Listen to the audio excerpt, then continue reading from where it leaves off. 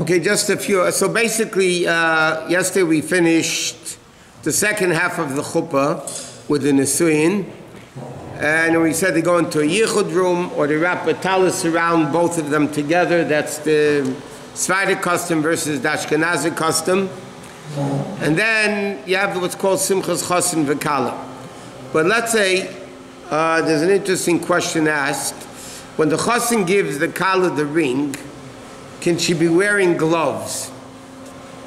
You know, years ago, they don't do it today, but I remember growing up, women would wear these long white gloves, you know, when they went out in the evening. It was a very, remember that? It was very, very formal type of clothing. So what happens? The Kala is under the chuppah wearing this long glove. And now the question is, if the chosin gives her the ring on the finger on top of the glove. So obviously, if it was done, it's kosher. But they write, lechatchila, there should not be any separation between the ring and the finger itself. I mean, technically, you could just drop it into her hand. I'm saying, but for Siman Bracha, they write that the chosin should put the ring actually on the Kala's finger. We also mentioned that if the Kala is left-handed, you still put it on the right hand. If the chosin is left-handed, then he gives it with the left hand. Okay, okay, so we spoke all about that. Okay, let's continue. What? Why the difference even if she's left-handed, she's right-handed? So those that talk about, very few people talk about it in Halacha. Those that talk about it, they say because even left-handed women wore the rings on the right finger, around the right hand. But giving, you give it with your stronger hand. Now a left-handed person, his hand, his left hand is his right hand. It's a stronger hand. So that's what the custom is. Again, if you gave it on the right hand or the left hand, it's still a valid kedushin. Okay, so we finished the kedusha. We finished the nisuin. Okay, now you have the su'ud of the chasana. Now the meal of the wedding is a mandatory. We're talking about a first-time wedding. The meal of the wedding for a chosin and kala, first-time marriage, for either of them, by the way, that's mandatory. Now, let me just go back for a second what I just said.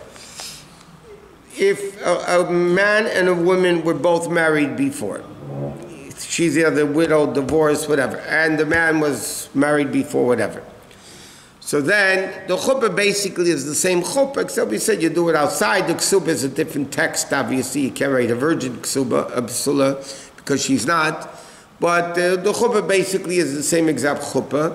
Yichud is more important by that case than it would be by a regular first-time marriage for both. But by a second marriage, has to be second for both of them, or just one? second for both. If one of them was never married before, as a regular din, like both of them were never married. That's the halacha in Shulchan Aruch.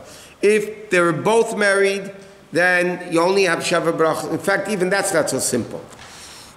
The only sheva brachas you can make is, according to some opinions, if the meal is on the same day as the chuppah, meaning if the chuppah is day and the meal is at night, you can't say sheva brachas.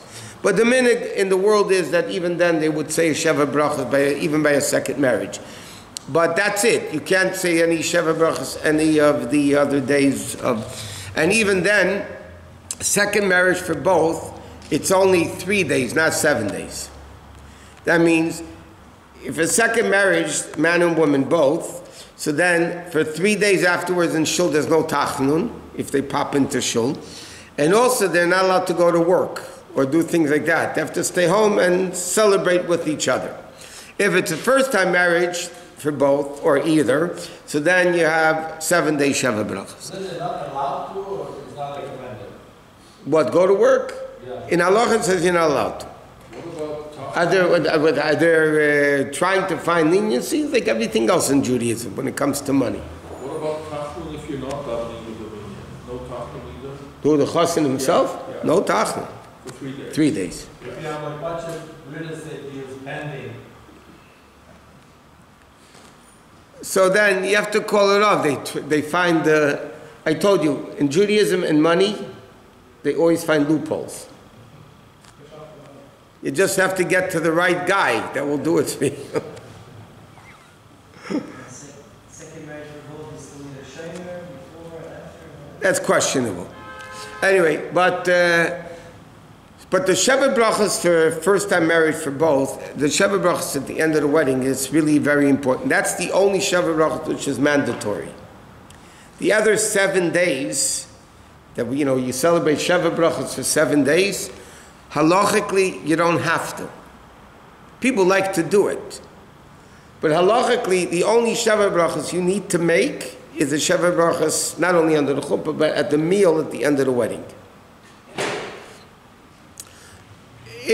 So what's the concept of Sheva Brachas? If you have 10 people, and they're washing, and there's a new face by each of the meal that wasn't there by the wedding or by any of the other Sheva Brachas, so then you're allowed to make Sheva Brachas.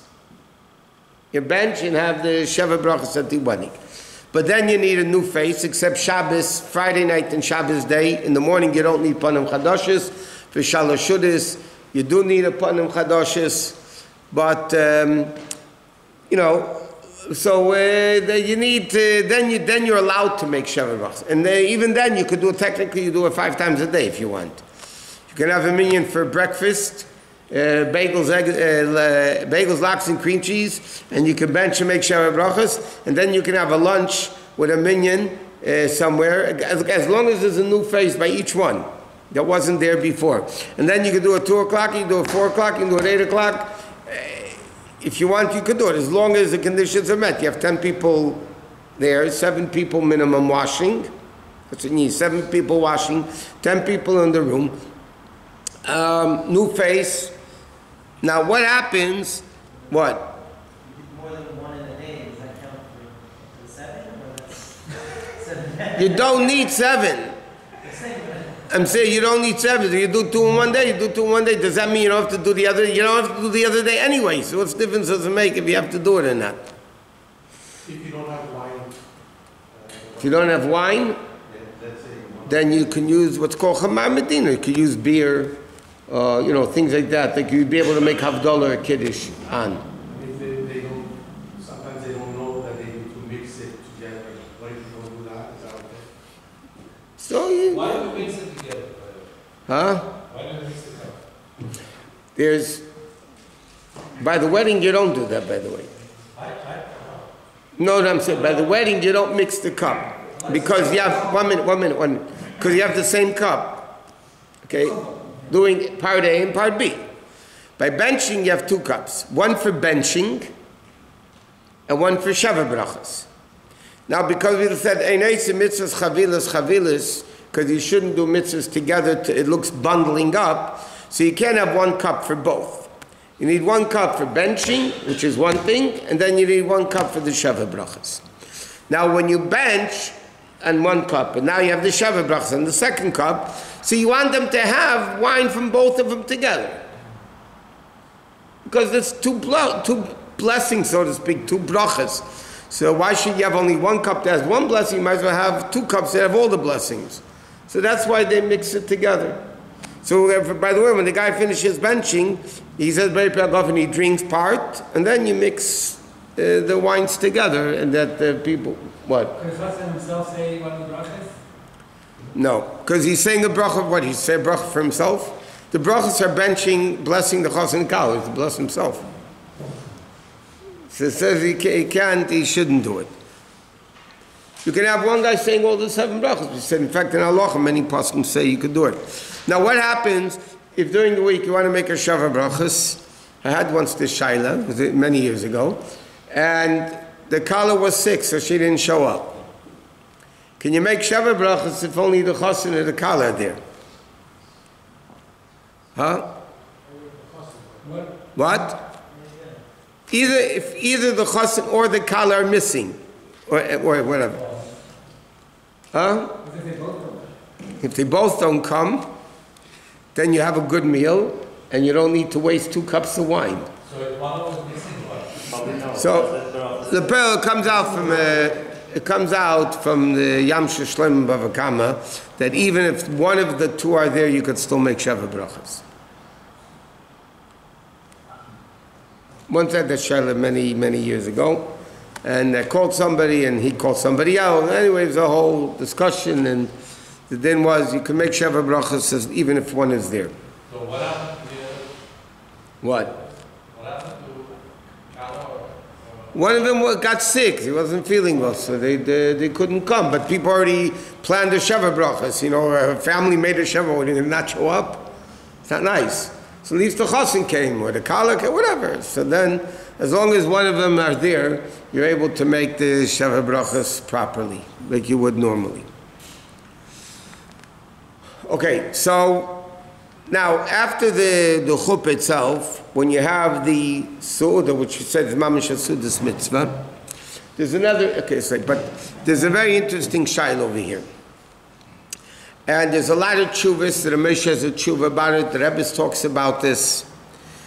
Technically, when you wash for a wedding, you go to a wedding, you sit down, you wash for the meal. According to Halacha, you're not allowed to leave until Sheva Brachas have said. That's the Halacha in Shulchan Aruch.